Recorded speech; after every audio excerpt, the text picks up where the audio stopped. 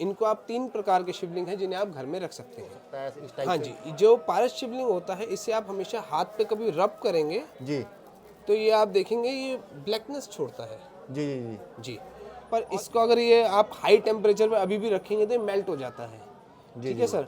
अभी आप इसको जैसे पारद है रिएक्टिव, इसको एल्युमिनियम के साथ रखें या जी गोल्ड जी। के साथ रखें तो वो उन्हें पाउडर फॉर्म में कर देता है। गोल्ड को भी। हाँ जी जी सर। और स्फटिक की आप पहचान करना चाहते हैं जैसे जी स्फटिक की सबसे बड़ी पहचान है, एक तो अंधेरे में आप 2 स्फटिक को आपस में रब करेंगे तो स्पार्क होता है।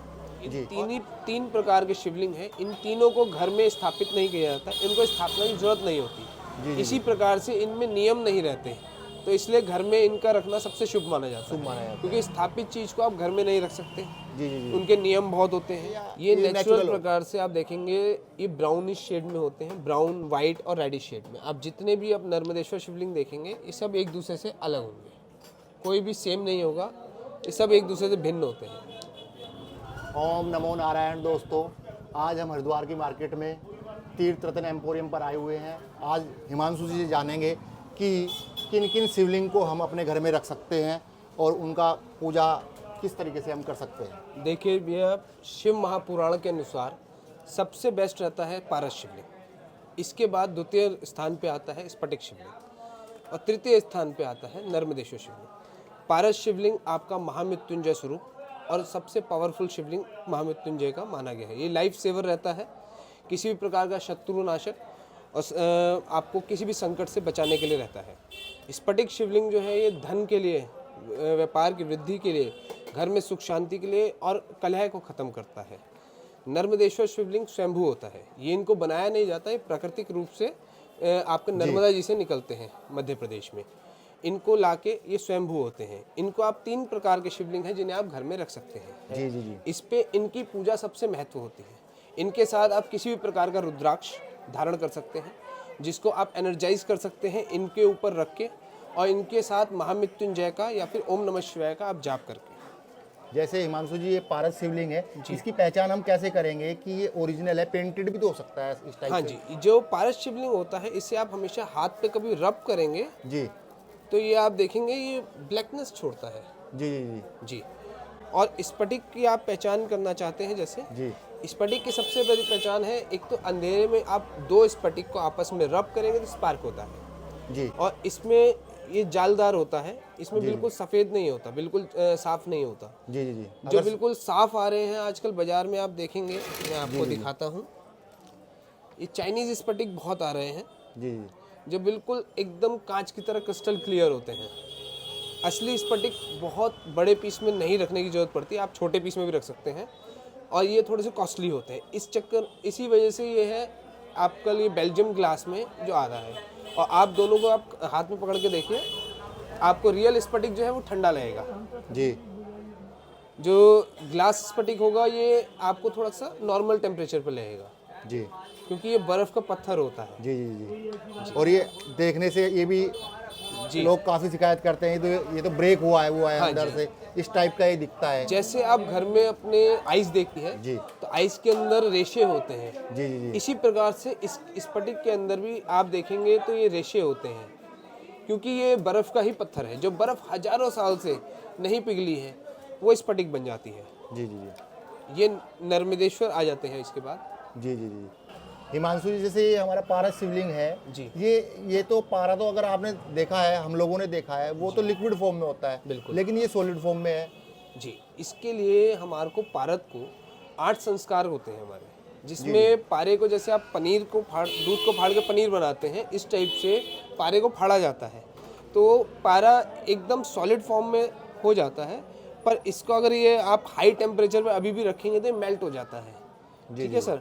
अभी आप इसको जैसे पारद है रिएक्टिव, इसको एल्युमिनियम के साथ रखें या गोल्ड के साथ रखें तो वो उन्हें पाउडर फॉर्म में कर देता है। गोल्ड को भी? हाँ जी जी सर। अच्छा। और इसका जैसे कई लोग आजकल मिथ्या है कि आप जल शिवलिंग पे पड़ा है जल पी सकते हैं या नहीं पी सकते। मेरे को लगता है आपका भी नेक्स्ट क्वेश्चन शायद यही रहा होगा। जी जी जी। बिल्कुल।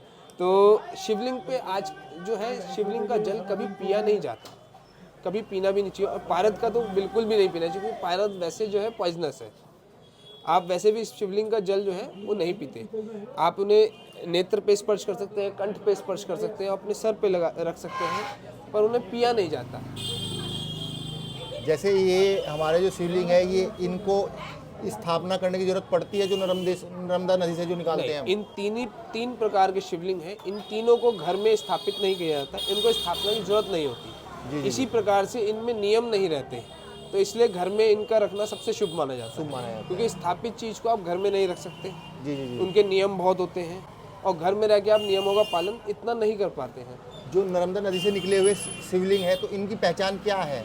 क्या जो ये रेशे हैं इसमें आप देख रहे हैं, जी जी, ये बनाए जाते हैं या ये नेचुरल प्रकार से आप देखेंगे ये ब्राउनिश शेड में होते हैं, ब्राउन, वाइट और रेडिश शेड में। आप जितने भी अब नर्मदेश्वर शिवलिंग देखेंगे ये सब एक दूसरे से अलग होंगे, कोई भी सेम नहीं होगा, ये सब एक दूसरे से भिन्न होते हैं।